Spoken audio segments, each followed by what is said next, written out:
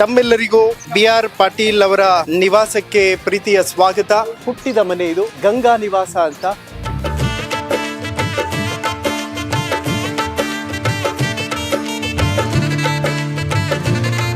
ನಿಮ್ಮ ತಂದೆಯವರು ಕೂಡ ರಜಾಕರ ವಿರುದ್ಧ ಮೂವ್ಮೆಂಟ್ ಮಾಡಿದಂಥವ್ರು. ಅದನ್ನ ಹೇಗೆ ನೆನ್ಪು ಮಾಡ್ಕೋತೀರಿ ಈ ಕ್ಷಣಕ್ಕೆ? ಚಳವಳಿ ನಡೆದಿತ್ತು ನಿಜ. ನಮ್ಮೂರಿನ ಅನೇಕ ಜನ ಜೈಲಿಗೆ ಹೋಗಿದ್ರು.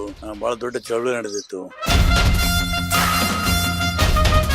ಇಲ್ಲಿರುವಂತದ್ದು ರಾಮಚಂದ್ರಪ್ಪ ಪಾಟೀಲ ಮತ್ತು ಗಂಗಾಬಾಯಿ ರಾಮಚಂದ್ರಪ್ಪ ಪಾಟೀಲ. ಸ್ವತಂತ್ರ ಹೋರಾಟದಲ್ಲಿ ಅವ್ರ ಪಾತ್ರ ಎಷ್ಟಿತ್ತು ಅಂತ? ನಮ್ಮೂರಲ್ಲಿ ಕಾಂಗ್ರೆಸ್ ಸಮಿತಿ ಮಾಡಿ ಸ್ವತಂತ್ರ ಚಳವಳಿಗೆ ನಾಂದಿ ಆಡಿದಂತ ಜನ ಇವರೆಲ್ಲರೂ ಒಂದ್ ಕಡೆ ಸೇರಿದ್ದಾರೆ. ನಿಮ್ ತಂದೆಯವರು ನಮ್ಮ ತಂದೆಯವರು ಇಲ್ಲಿದ್ದಾರೆ.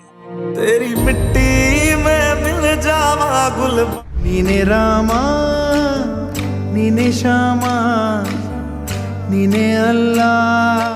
ನಿಮ್ಮ ಪ್ರತಿ ಗಾಡಿಯ ಮೇಲೆ ನಿರ್ಭಯ ಅಂತ ಯಾಕಿರುತ್ತೆ? ಮೀಡಿಯಾಗಳಲ್ಲಿ ಮೇಜರ್ ಹೆಡ್ಲೈನ್ಸ್ ಆಗಿದ್ದು ಸಿದ್ದರಾಮಯ್ಯಗೂ BR ಪಾಟೀಲ್ಗೂ ಬರಲ್ಲ ರಾಜಕೀಯ ಸಲಹೆಗಾರ ಸ್ಥಾನಕ್ಕೆ, ಅದಕ್ಕೆ ರಾಜೀನಾಮೆ ಕೊಟ್ಟು ಬಿಟ್ರು ಅಂತ. ನಾನು ಯಾರಿಗೂ ಹೇಳಿಲ್ಲ. ನಾನು ಯಾರೇ ಏನೇ ಕೂಡ ಮುಲಾಜಿಲ್ದೇನೆ ಮಾತಾಡ್ತೀನಿ. ಈಗಿರುವ ಕಾಂಗ್ರೆಸ್ಗೂ ಅಂದಿನ ಕಾಂಗ್ರೆಸ್ಗೂ ಡಿಫ್ರೆನ್ಸ್ ಇದೆಯಾ ಅಂತ? ಸರ್, ನೀವು ಮತ್ತು MY ಪಾಟೀಲ್ರು ತುಂಬಾ ಸೀನಿಯರ್ ಇದ್ದೀರಿ. ಈಗಿರುವಂತ ಜೂನಿಯರ್ಸ್ ಗಳಲ್ಲಿ ಯಾರೆಲ್ಲ ಝೀಲ್ ಕಾಣ್ತದೆ ಸರ್? ಕಮಿಂಗ್ ಲೀಡರ್ ಆಗ್ತಾನೆ, ಮೊದಲನೇ ಸ್ಟೇಜ್ ಅಲ್ಲಿ ಇರ್ತಾರೆ, ಆ ತರದವ್ರು ಇದ್ದಾರೆ. ಪಾಪ ಅವ್ರಿಗೆ ಅವಕಾಶ ಸಿಗ್ತಾ ಇಲ್ಲ. ಇಷ್ಟು ಸ್ಟ್ರೆಂತ್ ಇರೋರು ಯಾಕೆ ನೆಕ್ಸ್ಟ್ ಎಲೆಕ್ಷನ್ ನಿಲ್ಲಲ್ಲ ಅಂತಿದ್ದೀರಿ? ನಿಮ್ಮ ಮನೆ ಸದಸ್ಯರೇ ನಿಲ್ತಾರೆ ಅನ್ನೋ ಸುದ್ದಿ ಇದೆ ಸರ್. ನಿಲ್ಬಹುದು, ಅವಕಾಶ ಬಂದ್ರೆ ನಿಲ್ಲಬಹುದು.